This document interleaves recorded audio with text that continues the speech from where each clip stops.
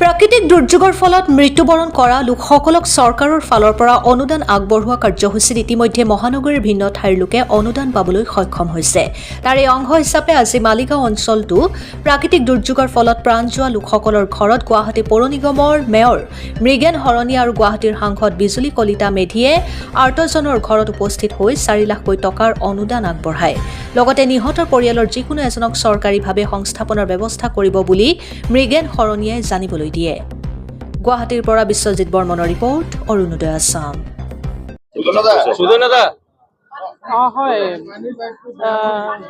যোৱা কিছুদিন ধৰি যি নেৰানেপেৰা বৰষুণ হৈছে তাৰ ফলত তিনি ঠাইত গুৱাহাটীৰ ভূমিস্খলন হৈছে আৰু তাত 5গৰাকী ব্যক্তিয়ে মৃত্যুবৰণ কৰিছে। গতিকে অসম চৰকাৰৰ ফালৰ পৰা তাৎক্ষণিকভাৱে এই মৃত্যুবৰণ কৰা ব্যক্তিসকলৰ বাবদ তেখেতসকলৰ 4 লাখ টকাকৈ অনুদান আগবঢ়োৱা হৈছে।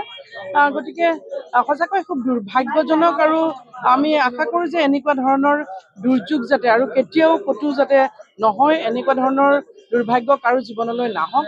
আৰু এটা কথা আমি এই সুযোগতে আহ্বান জনাব খুজিম যে যিহেতু গুৱাহাটী মহানগৰখন পাহাৰে আৱৰা এখন মহানগৰ, গতিকে এই এনেধৰণৰ বতৰত আমাৰ যিসকল ব্যক্তি, যিসকল বাসিন্দা তেওঁলোক পাহাৰ অঞ্চলত থাকে, তেওঁলোকেও কিছু সজাগ আৰু সচেতন হোৱাৰ কিন্তু প্ৰয়োজন আছে।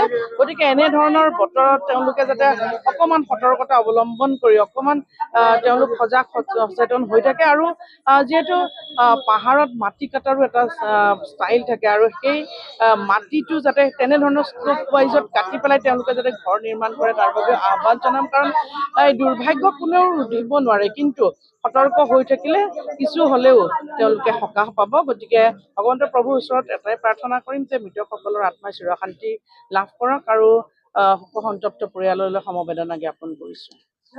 নিহতৰ পৰিয়ালক আৰ্থিক সাহায্য প্ৰদানৰ লগতে একাংশই দাবী উত্থাপন কৰিছে যে তেওঁলোকৰ আত্মীয়ক এটা কৰ্মসংস্থাপন দিয়াটো আলোচনা হৈছে। আজিকালি অসম চৰকাৰে আমাৰ মাননীয় মুখ্যমন্ত্ৰী ডক্টৰ হিমন্ত বিশ্ব শৰ্মা ডাঙৰীয়াৰ দিনত প্ৰায় 1.5 লাখক আমি চাকৰি দিছিলোঁ। সম্পূৰ্ণভাৱে নিকা আৰু হ'লে তেওঁলোকে পৰীক্ষা দিব লাগিব আৰু চৰকাৰী চাকৰি পাব লাগেতো পৰীক্ষা দিব লাগিব আৰু নিকা নিযুক্তি হ'ব। সেইকাৰণে বাকী যদি তেওঁলোকৰ লগত যোগাযোগ কৰি ক'ৰবাত যদি প্ৰাইভেটলি বা তেনেধৰণৰ দিব পৰা যায়, সেইটো পৰৱৰ্তী সময়ত ইয়াত আমাৰ হেমন্ত চৌধুৰী ডাঙৰীয়া আছে, তেখেতে কথা পাতিম বুলি কৈছে। আৰু যিহেতু তেনেধৰণৰ ব্যক্তিগত খণ্ডত যদি কৰে তেনেহ'লে সেইবোৰ আমি চোৱা চিতা কৰাৰ ব্যৱস্থা কৰিম। বাকী চৰকাৰী ক্ষেত্ৰত নিকা যি স্বচ্ছতা আমাৰ নিযুক্তি চলি আছে, সেই নিযুক্তি তেওঁলোকে পৰীক্ষা দিব লাগিব আৰু পৰীক্ষা দি তেওঁলোকে চাকৰি কৰি পাবলৈ সক্ষম হ'ব। এইকাৰণে মাননীয় মুখ্যমন্ত্ৰী ডাঙৰীয়াই নিকা স্বচ্ছতাৰে পাতিছে যে দুখীয়া ল'ৰা ছোৱালী বা তেনেধৰণৰ ব্যক্তিয়ে চাকৰি পাব পাৰে। অন্যথাতো ধনী ধনী মানুহে টকা পইচা দিয়ে পালে হয়, সেইটো আজিৰ যুগত নাই। 1.5 লাখজনৰ মানুহক চাকৰি দিছে এটা তামোল পাণ নোখোৱাকৈ, সেইটো ডাঙৰ কথা। তেওঁলোকে পঢ়া শুনা কৰিছে, ডিগ্ৰী এজন ছোৱালীজনী গ্ৰেজুৱেট ছোৱালী, ল'ৰাটো পঢ়ি আছে। সুন্দৰভাৱে তেওঁলোকে পঢ়া শুনা কৰক, তাৰপিছত পৰীক্ষা দিলে সেইটো নিকা স্বচ্ছতা পাব। বাকী যদি প্ৰাইভেটলি কিবা চোৱা যায়, আমাৰ হেমন্ত চৌধুৰী ডাঙৰীয়াই চোৱাৰ কথাটো তাতে উল্লেখ কৰিছে।